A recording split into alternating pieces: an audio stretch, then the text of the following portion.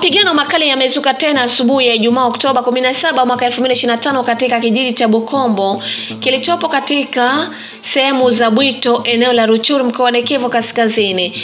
Furugo hizo zinahusishwa na waasi wa AFC M23 na wapiganaji wa wazalendo wa kundi la CMC linaloongozwa na Dominique Ndaruise. Kwa mujibu wa mashuhuda, milio ya bunduki nzito na nyepesi imesikika tangu majira ya saa 11 alfajiri, hasa katika kijiji cha Bumbasha kilicho takriban kilomita 10 mashariki mwa Mweso. Chanzo cha mapigano hayo kinadaiwa kuwa operesheni ya AFC M23 ya kuwaondoa wapiganaji wa CMC waliopo katika eneo hilo. Mapigano hayo yamesababisha wimbi jipya la wakimbizi wa ndani. Wakazi wengi wamekimbilia vijiji vya Kanyangohe, Mwongozi na Kachuru katika maeneo ya Bwito, huko wengine wakielekea Mweso, eneo la Bashale katika wilaya ya Masisi. Tukio hili lilijiri siku moja tu baada ya mashambulio mengine yaliyotokea Alhamisi katika kijiji cha Karambi Chahemba, ambapo waasi wanaodaiwa kuwa AFC M23 waliripotiwa kumkata kichwa mwanamke mmoja kutoka Buhambira, kupora mali na kuchukua mbuzi wasiopungua 4 kulingana na mashuhuda wa eneo hilo. Wakazi wa eneo hilo wameeleza masikitiko na hofu kubwa, wakisema furugo hizi zinatokea licha ya makubaliano ya kusimamia usitishaji wa mapigano ya kudumu yaliyosainiwa Ijumaa iliyopita mjini Doha kati ya serikali ya Kongo na AFC M23.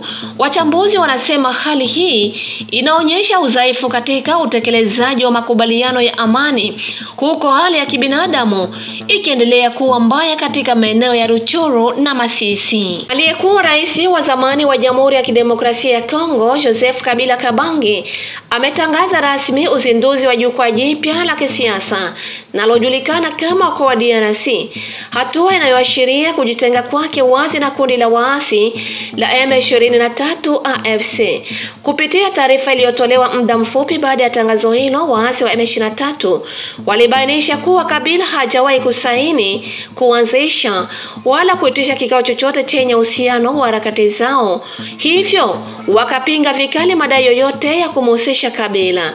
Uzinduzi wa kwa DRC unaonekana kama kurudi kwa Kabila katika ulingo wa siasa kwa mtazamo mpya na wa kujitegemea unaolenga umoja wa kitaifa na uhuru wa Kongo.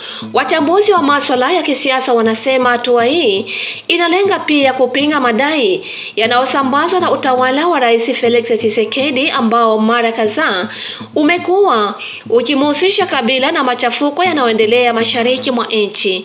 Wafuasi wa Kabila wanasema kuanzishwa kwa jukwaa hili kunaashiria nia yake ya kujenga upya taifa kupitia mazungumzo ya kisiasa badala ya mapigano au uasi.